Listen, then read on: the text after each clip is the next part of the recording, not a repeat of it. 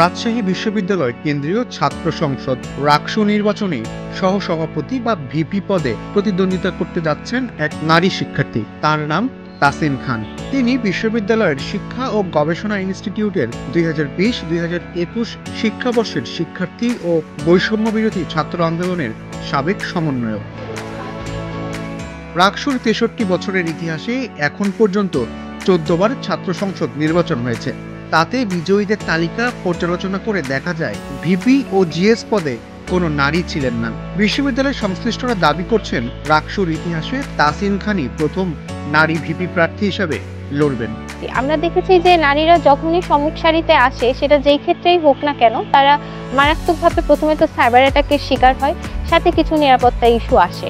কিন্তু সেই সময়টা আমি সেভাবে সামনের সারিতে এসে দাঁড়াইনি বা সেই স্থানটা নেইনি, ফলে আমার এরকম কোনো পরিস্থিতির সম্মুখীন হতে হয়নি। এখন যখন আমি সামনে আসছি বা সামনে এসে দাঁড়িয়ে গেছি, তখনও আমার মধ্যে এই আশঙ্কাটা কাজ করছে যে হ্যাঁ, আমিও এইরকম সাইবার অ্যাটাকের শিকার হতে পারি বা আমার এরকম কোনো নিরাপত্তা জনিত অপ্রীতিকর পরিস্থিতির মধ্যে পড়তে পারি আর কি। রাকসু নির্বাচনে অংশগ্রহণটা খুবই হতাশাজনক। প্রায় 42টা পদে একেবারে বিনা প্রতিদ্বন্দ্বিতায় মানুষজন কিছু জিতছে, কিছু পদের প্রার্থী পাওয়া যায় নাই।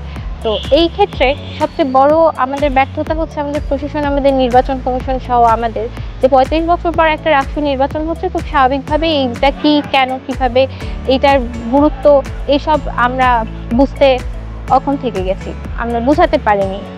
তো এটার জন্য অনেকে না বুঝতে পেরে এই জায়গায় অংশগ্রহণ করেনি। দ্বিতীয়, আমরা বারবার একাধিকবার আমাদের প্রশাসনকে, আমাদের নির্বাচন কমিশনকে জানিয়েছি যে আমাদের নিরাপত্তা ইস্যু আছে, আমাদের সাইবার বুলিংয়ের জন্য একটা অ্যান্টি সাইবার বুলিং সেল করা হোক, কিন্তু প্রশাসন এখনো সেই রকম কোনো পদক্ষেপ নেয়নি। একটা অ্যান্টি সাইবার বুলিং কমিটি করা হয়েছে 5 সদস্য বিশিষ্ট, কিন্তু সেটারও কোনো কাজ দৃশ্যমান না, একটা নিষ্ক্রিয় কমিটি হয়েছে শুধুমাত্র। আমরা মূলত এই ক্যাম্পাসটাকে আর চাই না যে এটা দলের ক্যাম্পাস, লীগের ক্যাম্পাস, শিবিরের ক্যাম্পাস নামে পরিচিত হোক। আমরা চাই এই ক্যাম্পাসটা রাজশাহী বিশ্ববিদ্যালয়ের শিক্ষার্থীদের ক্যাম্পাস নামে পরিচিত হোক। আমরা এই ক্যাম্পাসে আসছি, আমাদের অন্যতম একটা বড় উদ্দেশ্য হচ্ছে যে এখান থেকে আমরা দক্ষ মানব শক্তি হিসেবে বের হয়ে দেশের জন্য কন্ট্রিবিউট করব। কিন্তু আমরা এই জায়গাটাতে আমাদের সবচেয়ে বড় গ্যাপ। আমরা এখান থেকে পাশ করে দেখি যে আমরা 3 বছর বেকার বসে থাকছি, আমরা কাজ পাচ্ছি না। আমাদের কর্মসংস্থান আর শিক্ষা ব্যবস্থার মধ্যে যে বিশাল ফারাক, সেটা আমরা মিটিগেট করার জন্য কাজ করব।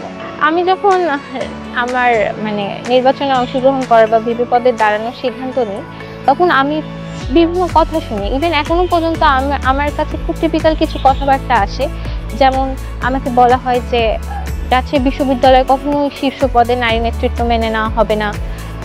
তারপর বলে যে তুমি আশা করছো যে তুমি মেয়ে হয়ে মেয়েদের ভোট পাবা, মেয়েরাই মেয়েদের সবচেয়ে বড় শত্রু, মেয়েরা কখনোই তোমাকে ভোট দিবে না, তুমি এই আশা করো না। কিন্তু সবশেষে আমি মনে করি যে এই সোসাইটিতে সিস্টারহুড নামে কিছু একটা আছে, যেটা আমরা এই ক্যাম্পাসে বা এই আসন্ন রাষ্ট্র নির্বাচনে দেখতে পাবো। আমি আশা রাখি। আমি আমার বোনদের উপর, আমার সিনিয়র জুনিয়র, আমার বান্ধবী, সবার উপর আমি ভরসা করি। 24 বা 71কে সামনাসামনি দাঁড় করানো বা এই প্রশ্নটা করা এই প্রশ্নটাকে ভ্যালিডিটি দেওয়া বলে আমি মনে করি।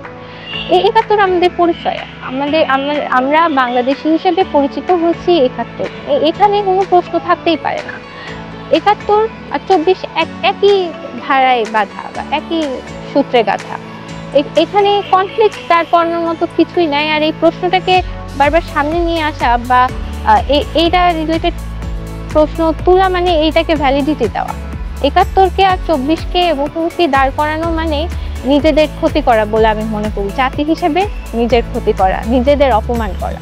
জয়ের ব্যাপারে পূর্ণাঙ্গ আশাবাদী, কারণ দাঁড়াইছি যখন অবশ্যই জয়ের আশা নিয়ে দাঁড়িয়েছি। জাতীয় রাজনীতিতে যাওয়ার আমার কোনো পরিকল্পনা নেই আপাতত।